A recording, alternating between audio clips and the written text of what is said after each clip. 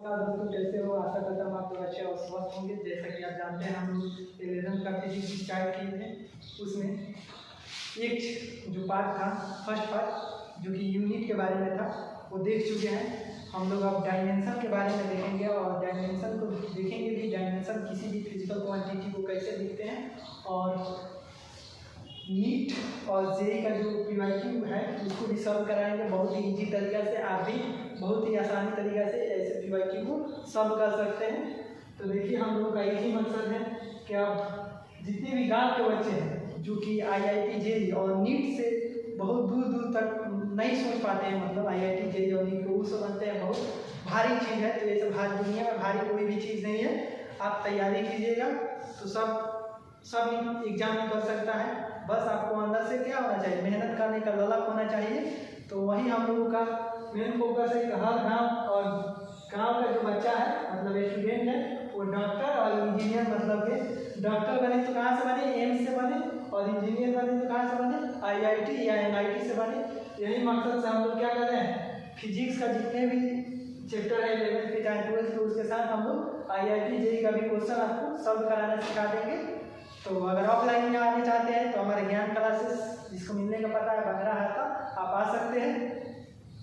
देखिए class 11th और 12th के साथ आपको इस एग्जाम का तैयारी जरूर ही करना चाहिए, चाहे आपको डॉक्टर बनना है या इंजीनियर बनना है, और नहीं भी बनना है तब आपको तैयारी करना चाहिए। क्योंकि ये ऐसा एग्जाम है अगर आप इसमें पढ़ने को आप सीख जाते हैं तो आपको जरूर इस एग्जाम को करना चाहिए। क्योंकि ये 11th और 12th के साथ भी इस एग्जाम को तैयारी किया जाता है, न कि एक्स्ट्रा कोई अलग से किया जाता है।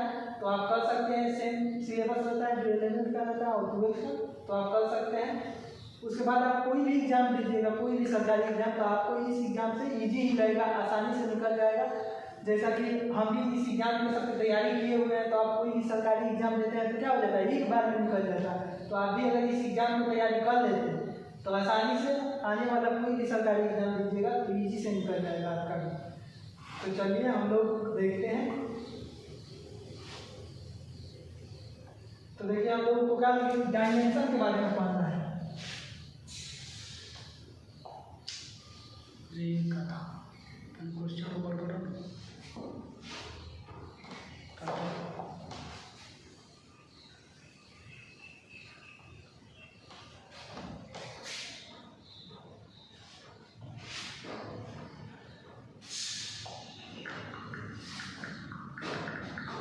देखिए हम लोग को डायमेंशन क्या होता है आगे सीखना पड़ेगा इसमें।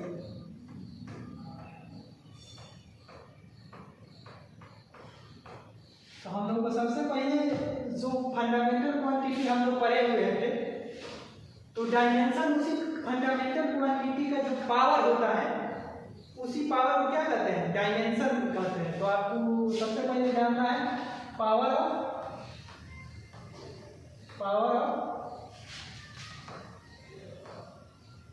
फंडामेंटल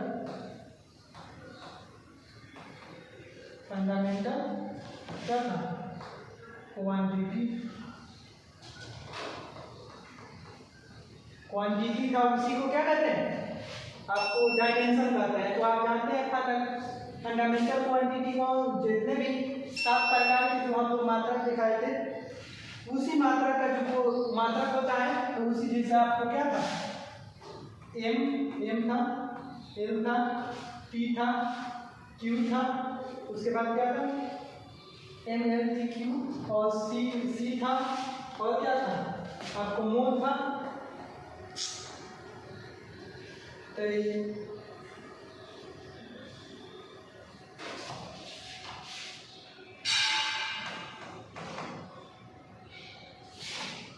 आई जो है आई, तो आपको क्या करना है इसको रिप्रेजेंट करने के लिए,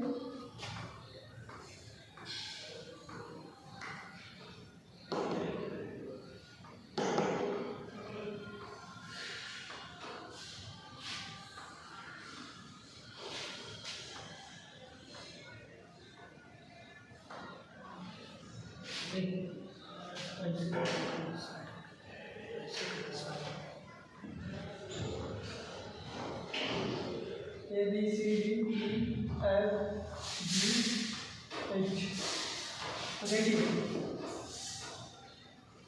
लोगों का जो फंडामेंटल क्वांटिटी पढ़ाया था क्या पढ़ाया था, उसमें था आपको मास था, लेंथ था, और क्या था, टेम्परेचर था, विद्युत धारा था, विद्युत धारा मतलब क्या, करंट इलेक्ट्रिसिटी था, टेम्परेचर था, और ल्यूमिनस इंटेंसिटी था, जिसको हिंदी में क्या करते हैं, ज्योति तीव्रता करते हैं। और जो पदार्थ सब्सटेंस का जो मात्रा था वो क्या था, मोल था, केमिस्ट्री में, तो आपको याद रखना है क्या। तो इसको लंबाई था, द्रव्यमान था, समय था। तो आपको ये किसके लिए है, आपको ये द्रव्यमान के लिए एम है, मतलब कि मास के लिए एम है। उसके बाद जो कि हम लेंथ पढ़ाए थे, लेंथ मतलब क्या, लंबाई के लिए क्या है, एल है। और आपको जो टी है वो किसके लिए है, टाइम के लिए। जो आई है किसके लिए है, एम्पियर के लिए है। वही टेम्परेचर के लिए क्या है, थीटा है। और ज्योति तीव्रता के लिए क्या है, सीटी है। और ये जो क्या है, मोल जो है क्या है, पदार्थ का जो भी मात्रा होगा किसमें होगा, मोल में होगा। तो डायमेंशन जो लिखते हैं, तो जिस भी डायमेंशन लिखेंगे तो उसको क्या करेंगे, मान लीजिए एक फिजिकल क्वांटिटी है, इसका डायमेंशन हमको पूछना है, तो इसको क्या करेंगे, बड़े ब्रैकेट में लिखेंगे, जो इसका फार्मूला होता है उसको फार्मूला को पुट करेंगे। और उसके फार्मूला में अगर मान लीजिए केजी आ रहा है तो केजी को हम लोग किससे रिप्लेस करेंगे, एम से। और मान लीजिए कहीं पे लंबाई लेंथ आ रहा है तो लेंथ को किससे रिप्रेजेंट करेंगे, एल से। अगर मान लीजिए उसमें टाइम आ रहा है तो किससे रिप्रेजेंट करेंगे, टी से रिप्रेजेंट करेंगे। तो जैसे मान लीजिए आपको, आप जानते हुए एक्सेलरेशन ये बराबर क्या होता है, चेंज ऑफ वेलोसिटी। क्या होता है, चेंज इन क्या, वेलोसिटी क्या होता है, टाइम होता है। तो आपको क्या करना है, इसमें डेल वी बाई का टी होगा। तो आपको इसका जो मीटर पर सेकंड क्या होता है, वेलोसिटी का मीटर पर सेकंड होता है। और टाइम का क्या होता है, आपके टाइम का क्या, टी। तो इसका मात्रा का आप जानते हो मीटर पर सेकंड स्क्वायर होता है। अगर आपको क्या लिखना है, अगर धीमा मतलब धीमा डायमेंशन लिखना है तो आपको क्या करना है, यहाँ पे वेलोसिटी का डायमेंशन आपको जानते हो क्या होता है, M A inverse by L का टी का क्या होता है,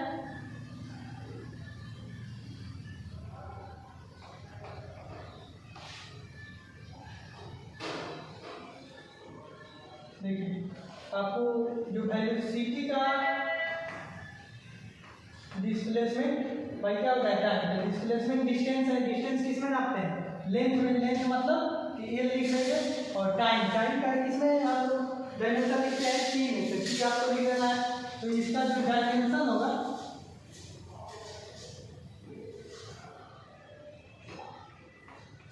डायमेंशन ऑफ वेलोसिटी का हो जाएगा एल टी इनवर्स। तो उसी तरह आपको एक्सेलरेशन का लिखना है तो वेलोसिटी का जो भी क्या है डायमेंशन है उसको लिख देना है। तो वेलोसिटी का डायमेंशन हम लोग क्या है, एल टी बाई। आपको टाइम का क्या लिखते हैं, टी। तो देखिए यहाँ नीचे जो है ऊपर जाएगा तो क्या आ जाएगा, माइनस हो जाएगा। तो इसका फाइनल आंसर क्या आ जाएगा, एल टी माइनस टू। तो इस तरह से हम क्या करते हैं, डायमेंशन को आपको लिखते हैं। तो देखिए हम लोग इसको इरेज करते हैं। इसी तरह से अगर डायमेंशन आप लिखना चाहते हैं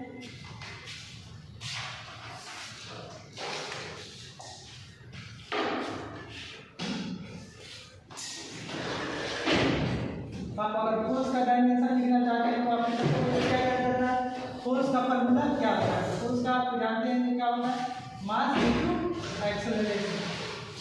तो आपको मास, जो मास को हम बताया कि किसमें लिखते हैं, मास को किससे, एम से क्या लिख रहा है, हम लोग डायमेंशन लिख रहे हैं। तो एम का किससे लिखते हैं, ये लिख देते हैं बड़ा एम से।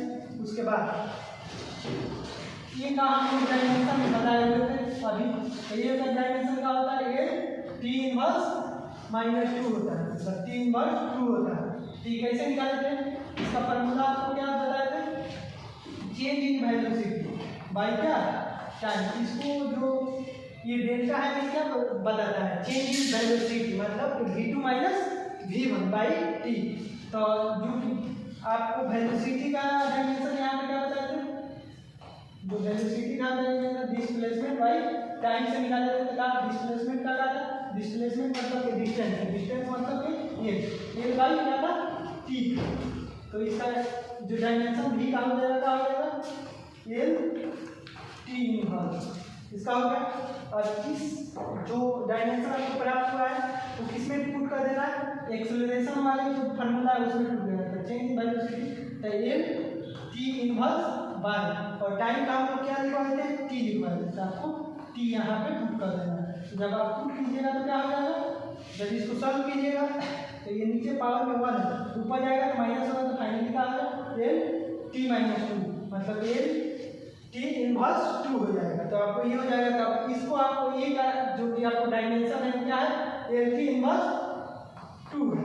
तो आप जब लिखिएगा तो इसका फाइनली जो फोर्स का हम लोग का जो डायमेंशन आ जाएगा वो क्या आ जाएगा एम एल टी इनवर्स 2। तो इस तरह से हम लोग लिखते हैं डायमेंशन। तो अगर आप और भी किसी चीज़ का जब मान लीजिए पी बराबर क्या होता है, पी बराबर एम, तो पी आप जानते हो क्लास 9 में पढ़े हैं, पी बराबर एम मतलब संवेग बराबर मास इनटू वेलोसिटी। तो हम पी बराबर एम भी का देखते हैं।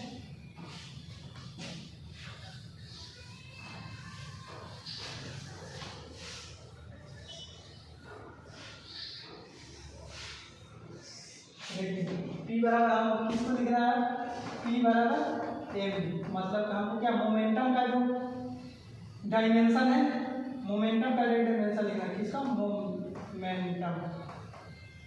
आप क्लास 9 में इसका फॉर्मूला पढ़े थे, पी बराबर क्या होता है एम। तो हम लोग का जब इसका मोमेंटम का डायमेंशन लिखने जाएंगे तो हमको किसके किसकी आवश्यकता पड़ेगी, मास का डायमेंशन का होता है और वेलोसिटी का डायमेंशन का होता है। तो आपको एम का डायमेंशन, मास का डायमेंशन आप जानते हैं, मास को किससे लिखते हैं एम से, क्योंकि फंडामेंटल क्वांटिटी का डायमेंशन ऑलरेडी दिखा चुके हैं क्या क्या होता है। तो एम लिख दिए। अब वेलोसिटी का आपको बताया था, वेलोसिटी क्या होता है चेंज इन डिस्प्लेसमेंट पर टाइम में जो चेंज होता है डिस्प्लेसमेंट में उसको वेलोसिटी कहते हैं। तो आपको जो डिस्प्लेसमेंट होता है क्या होता है लेंथ होता है, तो लेंथ को किससे एल से और टी क्या एल टी इनवर्स हो गया। तो आपको वही लिख देना है, क्या हो जाएगा बी का डायमेंशन यहाँ पर लिख देंगे तो एल टी इनवर्स। तो इस तरह से आप क्या कर सकते हैं डायमेंशन को बना सकते हैं। तो आइए हम लोग अब नीट और जेई वाले क्वेश्चन को देखते हैं, बहुत ही आसानी से आप बनाते हैं। एक और इसमें कॉन्सेप्ट चलता है डायमेंशन में, देखिए कोई भी आप मैथ में जैसे जोड़ कोई भी मान लीजिए ये डब्ल्यू ये एक्स है वाई है, तो यहाँ पे दो वैल्यू है, तो जो दो वैल्यू तभी जुटेगा जब क्या है ये दोनों सेम हो जाए, मतलब कि ये जो है दोनों एक्स और वाई तो जुट नहीं सकता है। क्यों नहीं जुट सकता है, क्योंकि एक्स दूसरे मतलब टाइप का है, वाई दूसरे तरह का। वही अगर इसमें मान लीजिए 20x प्लस 30x रहता है, तो देखिए ये क्यों जुट जा रहा है 20 और 30 क्यों जुट जा रहा है, क्योंकि यहाँ का जो इसका जो पार्ट है ये पार्ट वेरिएबल का दोनों क्या है सेम है। तो इसी तरह जो डायमेंशन में रूल चलता है क्या चलता है, तो जब कोई भी मान लीजिए एक्स क्वांटिटी दिया है, फिजिकल क्वांटिटी दिया है 1 प्लस 1, तो ये इसलिए जोड़ कर लिखा गया है, इस एक्सप्रेशन को लिखा गया है क्योंकि ये समझ कर कि इसका भी जो डायमेंशन है वही सेम डायमेंशन वाले क्वांटिटी वन जो नंबर है इसका भी जो डायमेंशन है क्या है सेम है, तभी जोड़ कर लिखा गया। अदरवाइज अगर नहीं सेम रहता तो हम क्या कर सकते हैं नहीं लिख सकते थे। तो इसीलिए जब मान लीजिए ये क्या है v मतलब वेलोसिटी, वेलोसिटी का क्या है डायमेंशन होता है, हम अभी बताए थे एल टी इनवर्स, तो 1 का भी एल टी इनवर्स डायमेंशन होगा ही, और जो एल टी इनवर्स क्या होगा डायमेंशन होगा ही तभी इसको जुटेगा, अदरवाइज क्या होगा नहीं जुटेगा। तो इसी तरह का क्वेश्चन हम लोग देखेंगे, तो आइए देखते हैं। तो देखिए आपको क्वेश्चन दिया है एफ जो फोर्स का अभी बताए थे